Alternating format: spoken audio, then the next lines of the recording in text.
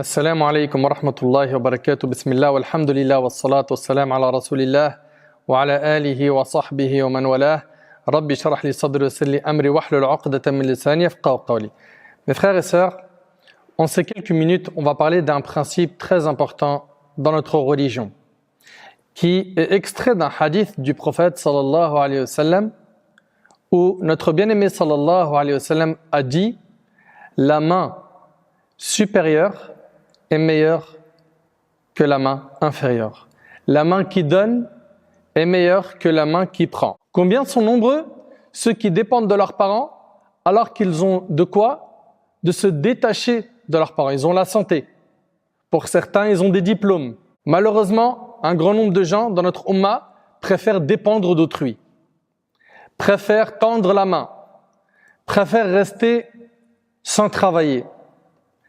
Et nombreux sont les hadiths du prophète sallam qui exhortent le musulman à manger du produit du travail de ses mains et à éviter par fierté de tendre sa main et de solliciter l'assistance des autres. Notre prophète sallam, quand on regarde dans sa biographie, dès son jeune âge, il n'a pas tendu la main. Alayhi salatu wassalam. Il a travaillé jeune, tôt. Pourquoi? Pour ne pas être un poids pour son oncle Abu Talib qu'il avait pris en charge. Et selon Al-Miqdam radiyallahu anhu, le prophète sallallahu alayhi wa sallam a dit jamais une personne n'a mangé une chose meilleure que ce qu'elle a acquis grâce au labeur de ses mains. Or, le prophète Daoud alayhi salam ne mangeait que du produit du travail de ses mains rapporté par l'imam al-Bukhari. Et selon Abu Hurayra radiyallahu anhu, le prophète sallallahu alayhi wa sallam a dit Daoud, le prophète David alayhi salam, ne mangeait que du produit de ses mains. C'est rapporté par al-Bukhari. Il fabriquait des armures, c'est dans le Bukhari. Et selon Abu Hurayra radiyallahu anhu, le prophète sallallahu alayhi wa sallam a dit et Zakaria, le prophète Zakaria, était menuisier. Et c'est rapporté par l'imam Muslim. Donc, les prophètes, qui sont les meilleurs des hommes, ils ont travaillé. Ils ne se sont pas dit, par rapport au poste que j'occupe, c'est la honte de bosser. Et ils ont travaillé, ils ont gagné l'argent avec la sueur de leur front. Et puis quand on travaille, ce qui nous est demandé en tant que musulmans, c'est de perfectionner notre travail. Le prophète sallallahu alayhi wa sallam a dit Allah aime quand l'un de vous fait un travail qu'il le perfectionne. Et c'est rapporté par l'imam al-Bayhaqi selon Aïcha radiyallahu ta'ala anha. Et selon Az-Zubayr ibn al-Awwam radiyallahu anhu, ce noble compagnon qui fait partie des 10 à qui le paradis a été promis. Le prophète sallallahu alayhi wa sallam a dit le fait que l'un de vous prenne une corde, écoutez attentivement s'il vous plaît, le fait que l'un de vous prenne une corde, puis va à la montagne pour en apporter un fagot. Ici, c'est l'ensemble des fines branches et morceaux de bois utilisés communément pour allumer ou alimenter un feu.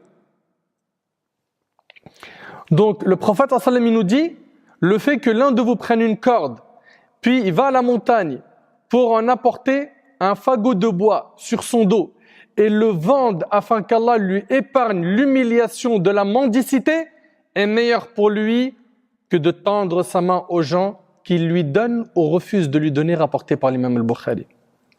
Bosse, sois pas un feignant. Gagne l'argent avec la sueur de ton front.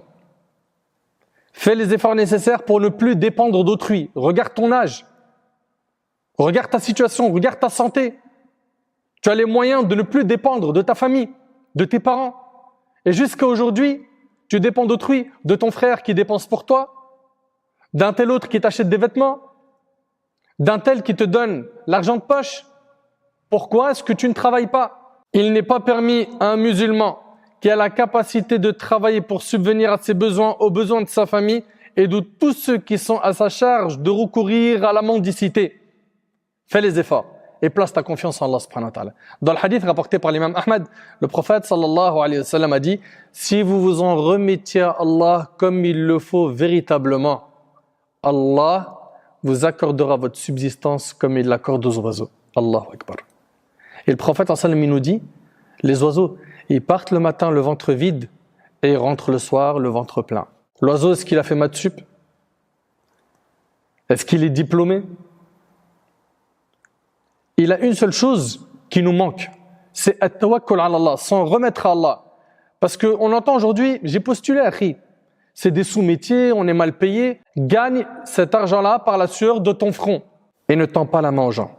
Qabisa ibn Mukharriq radiallahu anhu a dit: j'avais pris l'engagement de payer une rançon pour mettre fin à une querelle qui a surgi au sein de mon clan. Je vins trouver le messager d'Allah sallallahu alayhi wa sallam pour lui demander de m'aider à honorer mon engagement et il me dit, écoutez bien ce qu'il a dit alayhi salatu wa sallam. Il a dit: reste avec nous et attends que nous viennent les aumônes et j'ordonnerai qu'on t'en donne. Puis il me dit: ô Qabisa, sache que la mendicité n'est permise qu'à l'un des trois individus. Et il les a cités alayhi salatu wa sallam. Quelqu'un qui a pris en charge de payer une rançon pour mettre fin à une querelle. Celui-là peut demander assistance jusqu'à ce qu'il obtienne la valeur de la rançon dont il est redevable, puis s'arrête de demander. Deuxième type de personne, quelqu'un dont les biens ont été frappés par une calamité. Deuxième type de personne, quelqu'un dont les biens ont été frappés par une calamité. Celui-là a le droit de demander assistance jusqu'à ce qu'il retrouve de quoi vivre. Il a été touché par une catastrophe. Là, dans les médias, dans les heures qui suivent, il peut demander assistance. Pourquoi? Pour sortir de cette épreuve. Troisième type de personne, quelqu'un qui souffre d'une disette, dont témoignent 3 hommes intègres de son peuple. Il lui est permis de demander assistance jusqu'à ce qu'il puisse subvenir lui-même à ses besoins, rapporté par l'imam muslim. Sachez mes frères et sœurs que la mendicité est l'une des choses auxquelles le prophète ﷺ s'est fermement opposé et qu'il a interdit aux musulmans qui n'est pas dans une nécessité extrême qui le pousse à tendre la main. Car le recours à une telle pratique est de nature à porter atteinte à la dignité et l'honneur que tout musulman est tenu de préserver. Selon Abu Hurayra radiyallahu anhu, le prophète sallallahu a dit, et écoutez bien ces hadiths, wallah ils font peur. Le prophète sallallahu a dit: celui qui mendie pour accroître ses biens ne mendie en réalité que des braises de l'enfer. Allahu Akbar. Qu'il demande peu ou qu'il demande beaucoup, rapporté par Muslim. Et selon Samura ibn Jundub radiyallahu anhu, le prophète sallallahu alayhi wa sallam a dit: la mendicité est une blessure que l'on fait à son propre visage, sauf si l'on s'adresse à une autorité ou si l'on est acculé par une nécessité réelle, rapportée par Tirmidhi. Subhanallah. Et selon Sahl ibn al-Handaliya radiyallahu anhu, le prophète sallallahu alayhi wa sallam a dit: quiconque mendie alors qu'il a de quoi subvenir à ses besoins. Et ils demandèrent au prophète sallallahu alayhi wa sallam quelle est la chose qui lui permettrait de subvenir à ses besoins. Et là le prophète sallallahu alayhi wa sallam de répondre: de quoi manger le matin et le soir, rapporté par Ahmed. C'est-à-dire il a de quoi manger le matin et le soir et il tend la main. Le prophète sallallahu alayhi wa sallam dit quoi? Il est en train d'augmenter sa part de l'enfer. Tous ces hadiths nous exhortent à ne pas tendre la main, à garder notre fierté, à ne pas nous rabaisser à tendre la main. Le prophète alayhi salatu wa sallam dit également: celui qui est touché par le besoin et qui s'adresse aux gens pour en sortir ne voit pas la satisfaction de son besoin, mais s'il s'adresse à Allah, Allah ne tarde pas à lui octroyer tôt ou tard une subsistance suffisante, rapportée par Tirmidhi. Par ces terribles menaces, le prophète alayhi salatu wa sallam vise à sauvegarder la dignité du musulman et à lui apprendre de compter sur soi-même et à éviter la mendicité. Selon Thawban radiyallahu anhu, le prophète sallallahu alayhi wa sallam a dit: mettez-vous dans la peau des compagnons qui entendent ces paroles du prophète sallallahu alayhi wa sallam. Qui me garantit une chose et je lui garantis le paradis? T'imagines le prophète sallallahu alayhi wa sallam, il prononce ces paroles et tu es présent dans cette assemblée. Thawban, ce compagnon radiyallahu anhu, il dit: moi au messager d'Allah. Qu'est-ce qu'il lui dit le prophète sallallahu alayhi wa sallam à ce moment-là? Subhanallah. Il lui dit: la tas'alin nas shay'a. C'est simple. Il lui a dit: ne demande rien aux gens. Ne dépends pas des autres. Tends pas ta main. Après cela, écoutez attentivement, le fouet de Thawban tombait de sa monture. Il était sur une monture, un animal. Quand son fouet tombait, il se baissait pour le prendre et ne demandait à personne de lui donner. Et c'est rapporté par l'imam Ahmed avec une chaîne de transmission authentique. À partir du moment où il a entendu: il ne faut rien demander aux gens, il a compris le message. Radiyallahu anhu. Il ne tend pas la main. Et il y a ce hadith qui est fabuleux. Franchement, il est vraiment très très très impressionnant ce hadith. Selon Abu Hurayra radiyallahu anhu, le prophète sallallahu alayhi wa sallam a dit: par celui qui tient ma vie entre ses mains, il est préférable que chacun d'entre vous prenne une corde et aille faire du bois, qu'il ramènera sur son dos pour le vendre, plutôt que d'aller mendier auprès de quelqu'un que celui-ci lui donne ou refuse l'aumône. Hakim ibn Hizam radiyallahu anhu a dit: Je sollicitais l'envoyé d'Allah sallallahu alayhi wa sallam et il me donnait l'aumône. Je suis venu de nouveau pour lui demander l'aumône. Il me l'a donné une troisième fois. Et le prophète sallallahu alayhi wa sallam le faisait sans cesse. C'est-à-dire que le prophète sallallahu alayhi wa sallam, à chaque fois que Hakim venait lui demander l'aumône, le prophète sallallahu alayhi wa sallam il lui donne. À la fin, le prophète sallallahu alayhi wa sallam lui a dit « Oh Hakim, regardez la leçon. Regardez comment un Nabi sallallahu alayhi wa sallam était impressionnant dans la manière d'éduquer les gens. » Il lui a dit « Oh Hakim, l'argent est une chose agréable. L'argent est une chose agréable, les gens ils aiment l'argent. » Il lui a dit « Celui qui le prend dignement, c'est-à-dire quoi dignement? C'est-à-dire qu'il n'est pas là à insister pour avoir de l'argent, à mendier, à tendre la main. Celui qui le prend dignement, il lui sera béni. Mais celui qui le prend avec avidité, celui-ci ne lui sera point béni, car il ressemble à l'homme qui ingurgite la nourriture sans jamais être rassasié. Allahu Akbar. Et c'est pas terminé, la leçon elle vient là.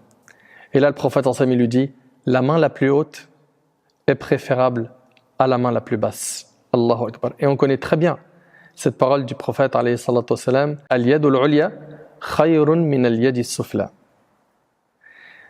Hakim ibn Hazam, il entend ces paroles du prophète sallallahu alayhi wa sallam. Et il lui dit, ô envoyé d'Allah, je jure par celui qui t'a envoyé avec la vérité, qu'à partir de maintenant, je ne solliciterai plus personne jusqu'au moment de ma mort. Il a compris la leçon. Et nous, aujourd'hui, on a beau dire ces textes aux gens de notre communauté, ils ne comprennent toujours pas la leçon. Par la suite, Abu Bakr proposa de donner quelque chose à Hakim, mais il déclina l'offre. Puis Omar en fit de même, pour lui proposer quelques biens. Hakim refusa encore. Alors Omar radiyallahu anhu s'écria vers l'assistance, « Ô musulmans !» leur lança-t-il, « J'atteste devant vous que Hakim a refusé de prendre sa part du butin que je lui proposais et qui lui revenait de droit. » Depuis son histoire avec le prophète sallallahu alayhi wa sallam, Hakim n'accepta plus rien de qui que ce soit jusqu'à son décès. Et c'est rapporté par Bukhari et Muslim.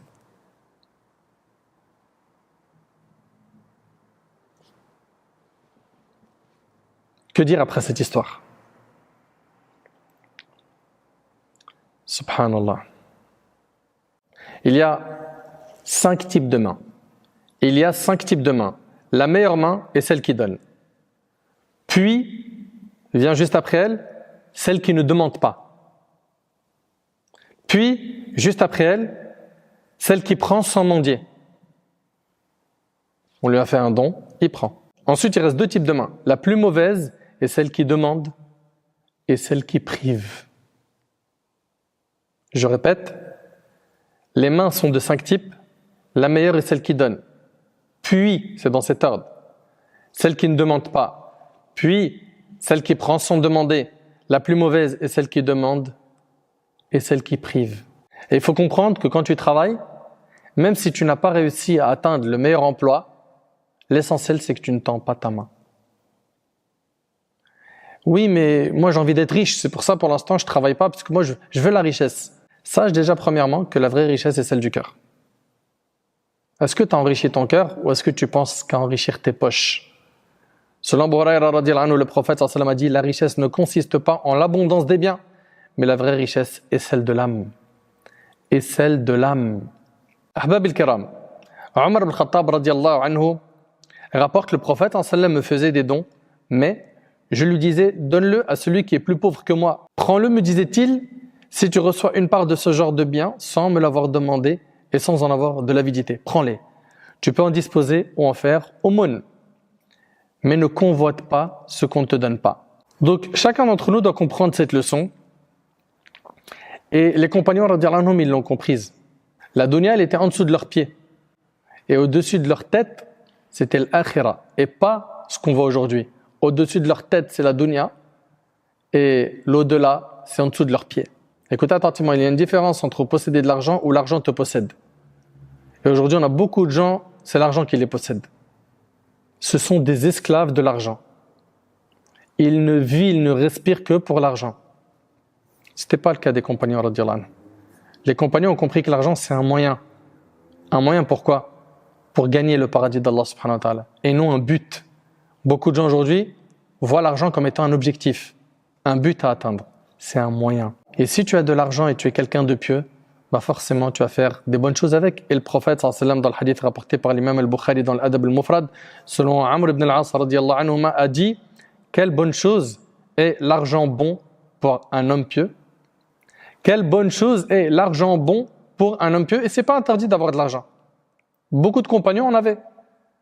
Comme c'était le cas de Uthman ibn Affan radiyallahu anhu, qui était riche, de Abdurrahman ibn Auf, de Sa'd ibn Rabi' et d'autres. Mais, je le dis, je le répète, la dunya n'a pas pénétré leur cœur. C'est la grande différence qu'il y a entre nous et eux. Allah tabaraka wa ta'ala, il nous dit وَمَن يُوقَ شُحَّ نَفْسِهِ فَأُولَٰئِكَ هُمُ الْمُفْلِحُونَ.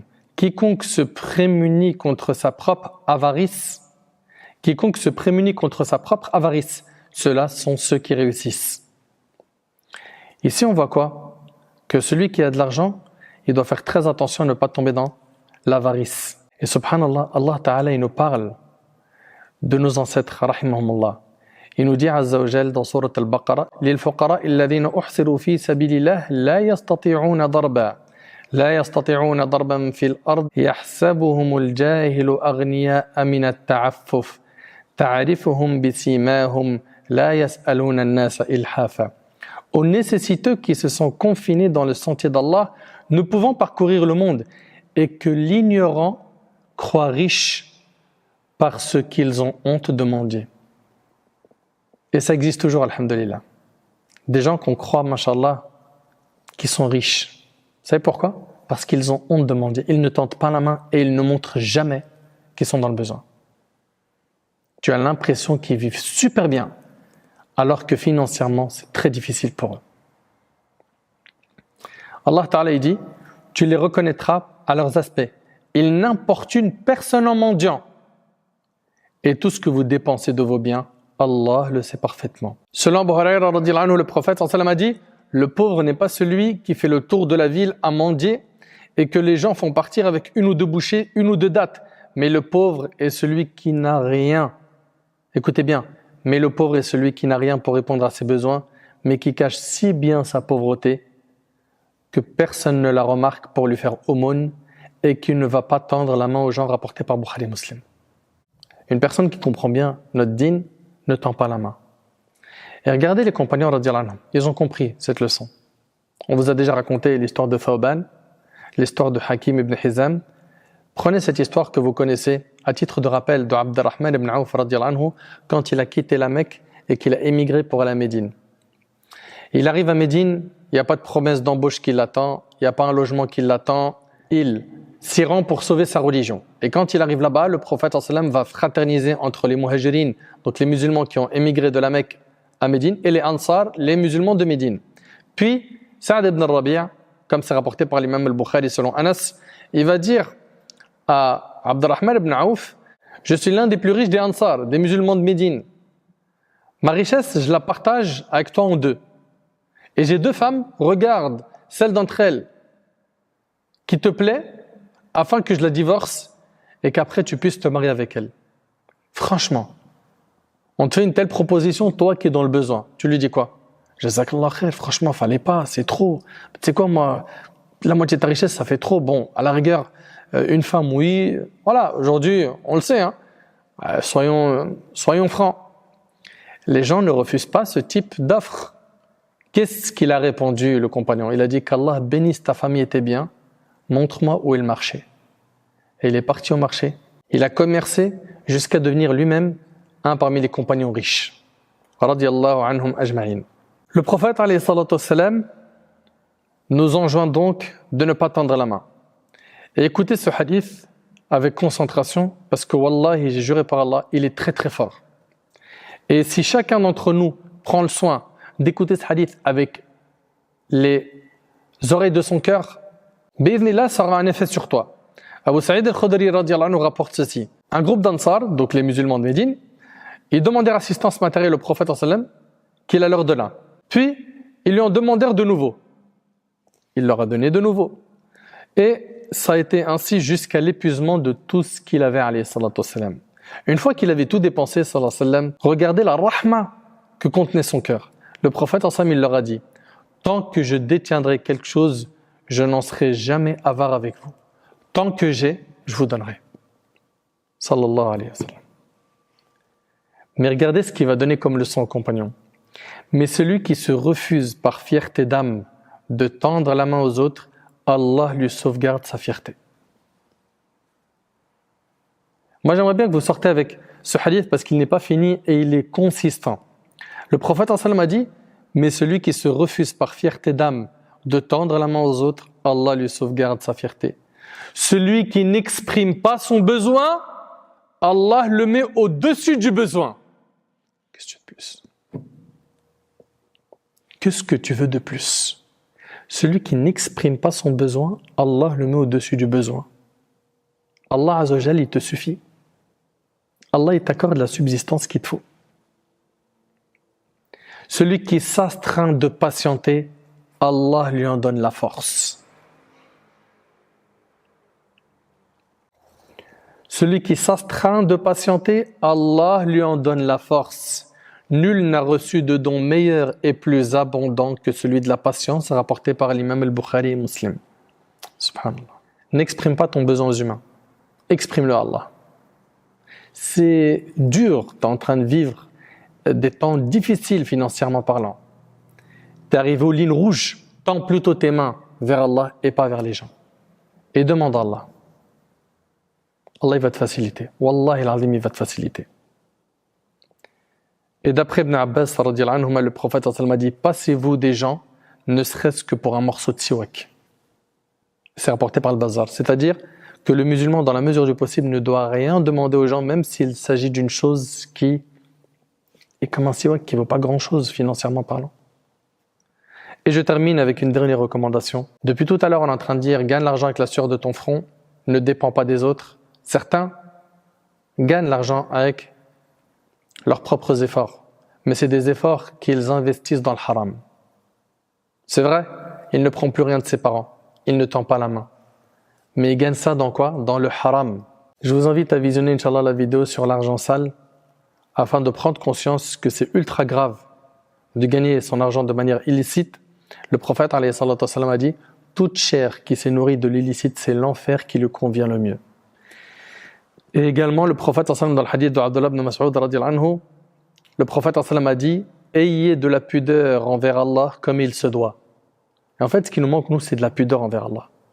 On n'a pas assez honte d'Allah subhanahu wa ta'ala. Les compagnons répondirent, ô messager d'Allah, nous avons de la pudeur envers Allah, louange à lui. Il dit, alayhi salatu wassalam, ce n'est pas cela, mais la pudeur envers Allah, comme il se doit, c'est de préserver la tête et ce qu'elle renferme. La vue, l'ouïe, la langue, et le ventre, et ce qu'il contient. Le ventre est ce qu'il contient. Et parmi ce qu'ont dit les savants, il y a le fait de gagner uniquement son argent par quoi? Par une source licite. Que tu te rappelles la mort et la décomposition du corps. Quiconque désire le bien-être dans l'au-delà, délaisse les ornements de ce monde. Celui qui agit de la sorte aura effectivement concrétisé la pudeur envers Allah, rapporté par l'imam Ahmad et At-Tirmidhi. Donc travaille, gagne l'argent avec la sueur de ton front, fais un boulot qui est halal, et surtout pendant ton travail, respecte ta religion, respecte ton din.